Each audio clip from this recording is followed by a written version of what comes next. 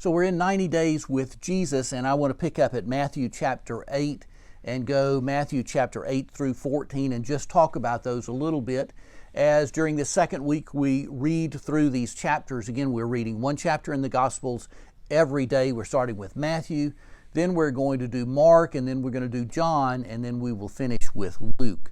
So in this section we have a number of small, discrete stories about the life and ministry of Jesus and a lot of very important things. Chapter 8 begins with a story about Jesus cleansing a leper. That was a terrible disease in the first century. There was no cure for it. That Jesus could cure leprosy was a remarkable thing and brought certainly a great deal of joy to many people throughout the community. Then you have the story of the faith of a centurion. And this would have been a Gentile, somebody living in Capernaum, but somebody who has great faith. In the middle of chapter 8, you have the account of Jesus healing many people. So one of the things that Jesus does is he begins his healing ministry. And he is going to heal a number of people. There is not going to be a disease that Jesus cannot heal. He will help make the blind see. He will cure leprosy.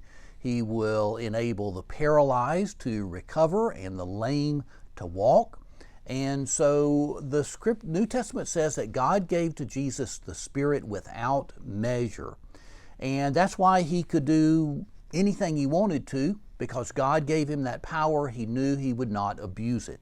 So there in the New Testament, there's no one who ever comes to Jesus whose disease is too difficult for him to heal. So we have that. Then we have the story at the end of chapter 8 of Jesus calming the storm. And on the Sea of Galilee, which is in the northern part of the country, storms could come up in a very unexpected moment. And Jesus calms the storm. And the disciples say, they marvel, and they say, "What sort of man is this? Even the wind and the sea obeys him." So the disciples are just trying to figure out who Jesus is, and the more time they spend with him, the more amazed they are at what he is able to do.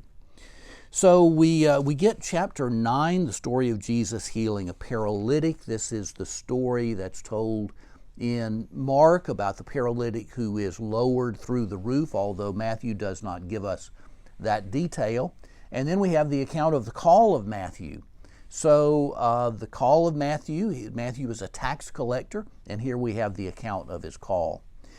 Question about fasting, a girl restored to life, and various healings. So we go in chapter 10, and Jesus chooses the 12 apostles. Now, so out of all the disciples that followed Jesus, Jesus is going to choose 12, and they are going to have special privileges, and he is going to send them out to preach and to teach, and he is going to call them apostles, and that means people who are sent.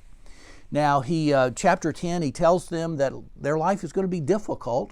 They will suffer persecutions, and his message will not always be one that is well received, but they are to endure to the end. So chapter 11, we have some account of messengers from John the Baptist. John the Baptist has been put in prison by Herod Antipas at this point, who governed the northern region of Galilee.